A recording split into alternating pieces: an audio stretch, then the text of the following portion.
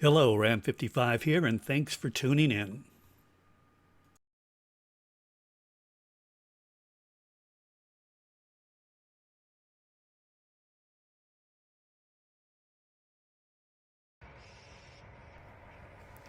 This is session 22 of my Tidewater series, and in the last episode we watched Manifest Train, CSX train, come in from Chicago and drop a string of cars off here in the Tidewater yard. Today we're going to watch Donald take those cars off the drop-off track to free that up and get them sorted on the yard here.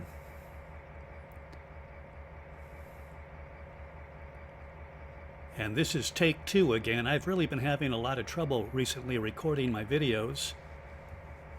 I added another monitor, a portable monitor, to my setup for my flight simulator that I put some instruments on.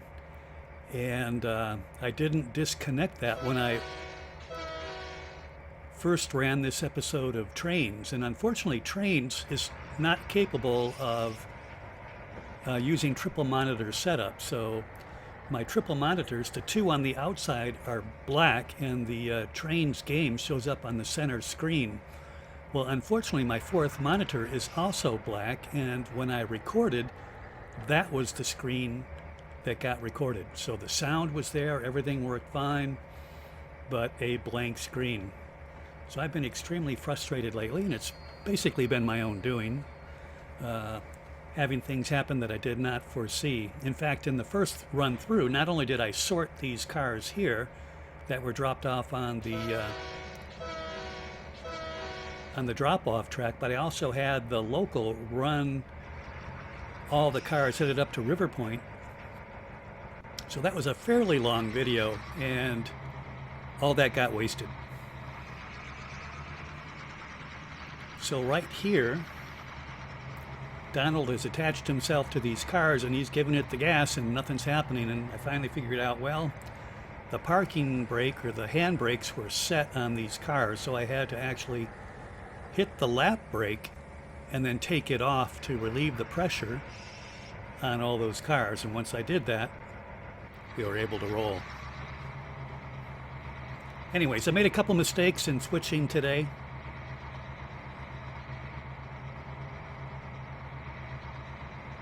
There's basically, I think, 3 cuts of cars here.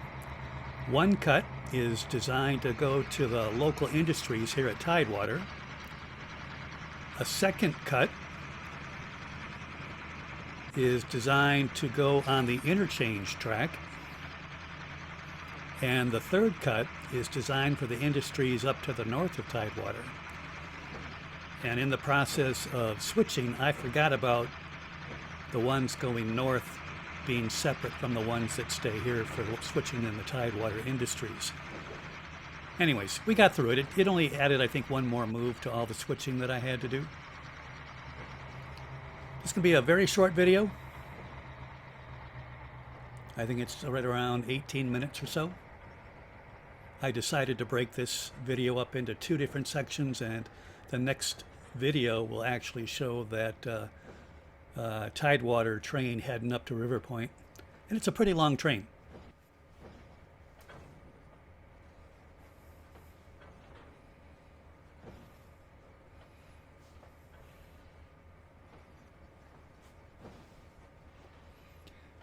Yeah, in the first round when I brought that train up to Tidewater, or I'm sorry, to River Point, I found that the tracks up there were too short and the train was sticking over the edges, and I kind of reassessed the fact that I had shortened those yards up there and lengthened them out. And actually, I think it flows a lot better too. I think the curves on the tracks look a lot better, and it's going to be more functional when I get the cars up there.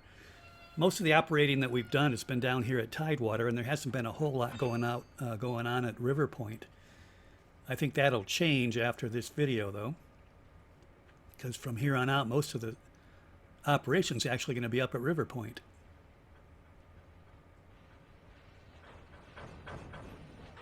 So Donald has pulled that cut of cars, and disconnected the ones that are going to go on the interchange, in other words, up to River Point. And the cars he's pulling forward now include the ones going to the industries to the north of Tidewater and the ones that stay here in Tidewater and go down to the port.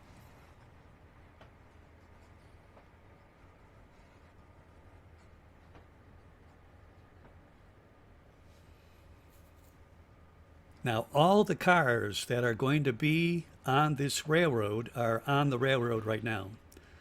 There are no more inbound or outbound trains. So the CSX Manifest train dropped off the last cars, and now it's just a matter of getting those cars where they need to go. And I'm still sorting through how to actually functionally do this. I want to give the industries about a day to unload their cars, or load them up as the case may be, depending on what the industry is doing. And this is day one, so some of those cars have already been full. In fact, we saw some grain hoppers that were brought in on the first train of the day actually already leave the yard. But they've been replaced by other hoppers, so they're up at those industries getting filled now, and there's some more here that need to go up that way. So I would like them to be in place to start the day tomorrow so those industries can do their job. So here I'm gathering, or I should say Donald's gathering ahead of steam, I should say, and he's going to kick these cars all the way back, and that's because I forgot that the front end of these cars are going to stay here for delivery to Tidewater. So I kicked them, and I was hoping to get them all the way down to the other end of the yard. In fact, when I kicked those cars on the first go round, they did actually go all the way down to the other end of the yard, and for some reason, I don't know if there's a dragging brake or if my rail driver needs to be recalibrated or whatever, they only go about 1/4 or less of the way down the yard, even though the indicator shows no brakes applied. So that was my first mistake. I should have just dropped off the cars that are going up to the industries to the north and kept the ones that are going to stay here for delivery to the port and put them on their own track. But anyways, they didn't go down too far, so it won't take too long to go down there and grab them. So now we're hooking up to the cut of cars that's going to go to the interchange up to the River Point yard, where they're going to be picked up by a Canadian National train.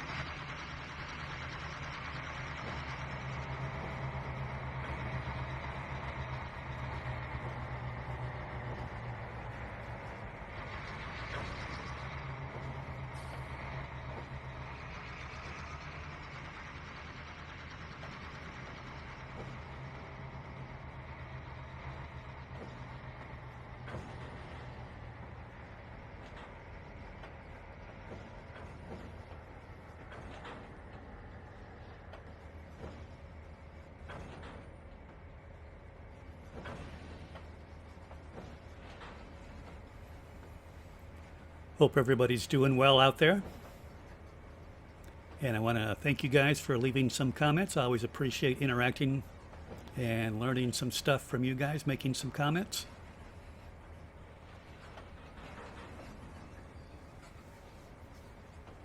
So if you haven't already, go ahead and subscribe.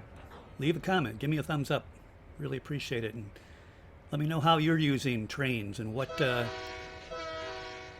your favorite routes are. What kind of train operations you like. Do you like over-the-road, long-haul passenger service, cargo trains, manifest trains, local trains making local deliveries? switching at the yards. Let me know what you guys like.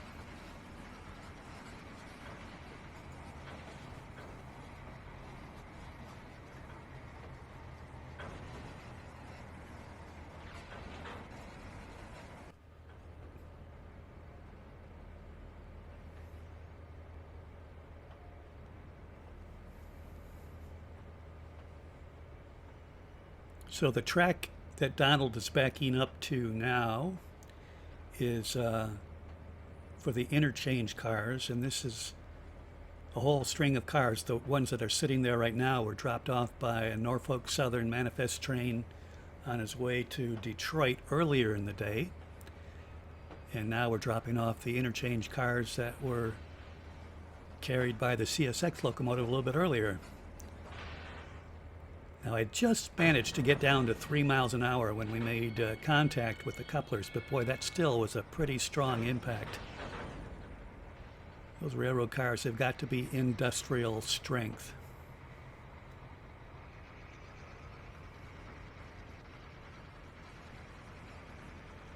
I have no idea how many tons are in this cut of cars here, but I tell you what, they have a lot of momentum, and they did not want to move.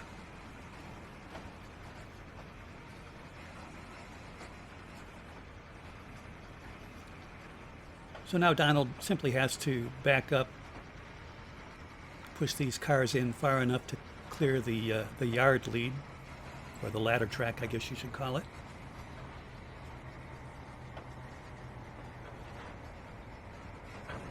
I'm not sure what the prototype clearance is. I know there's been a couple times where I've had barely enough room to get a man in between the cars, and I'm sure that's not legal by railroad standards. I figure getting at least a car's length, if you've got the room on the track between the ladder and the yard, is safe.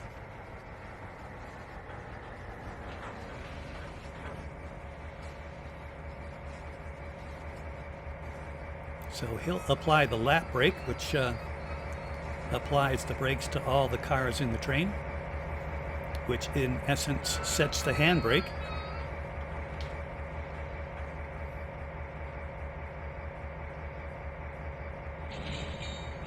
Now you'll see that figure down at the bottom, TP, and that's the pipe pressure.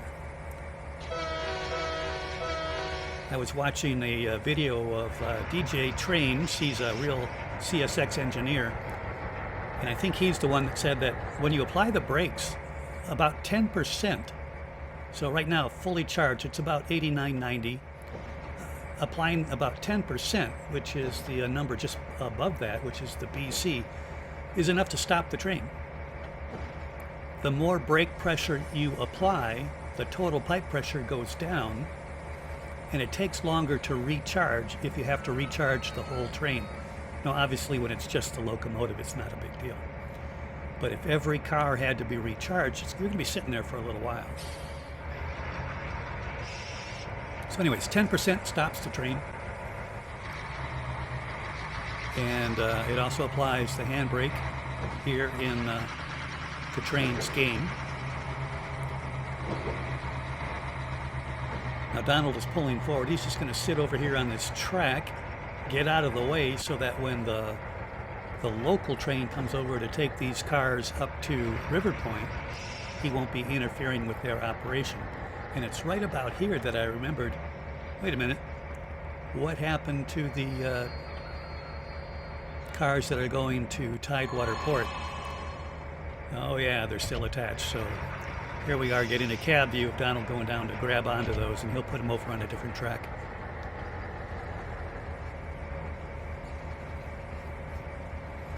So the cars to the left are interchange. The cars to the right are destined to the industries up at River Point. The track I'm on will be for the cars going north to the industries between Tidewater and River Point, and just to the right, that empty track is where the local deliveries will go.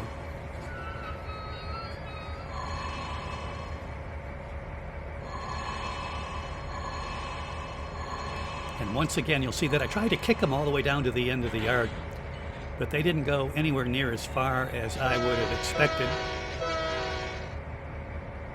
And like I said, when I did take one of this video that isn't recorded, when I kicked them, they did go all the way down to the end. So I'm sure there must be a sticking brake. In fact, I think I heard the brakes squealing as they were being pushed away.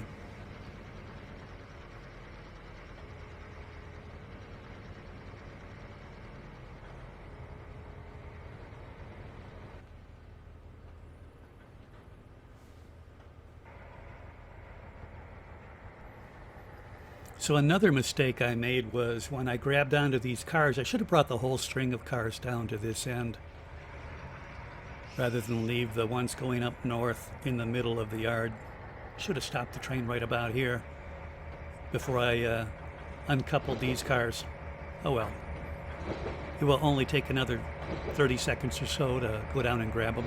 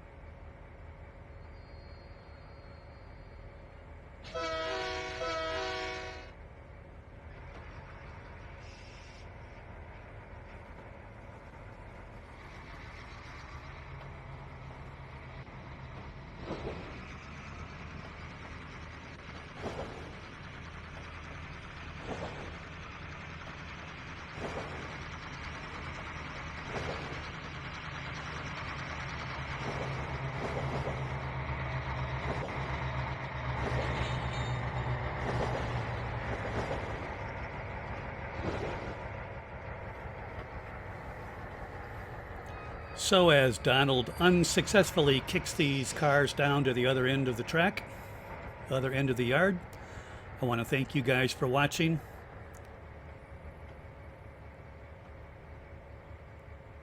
Like I said, leave a like, leave some comments, and we'll see you guys next time.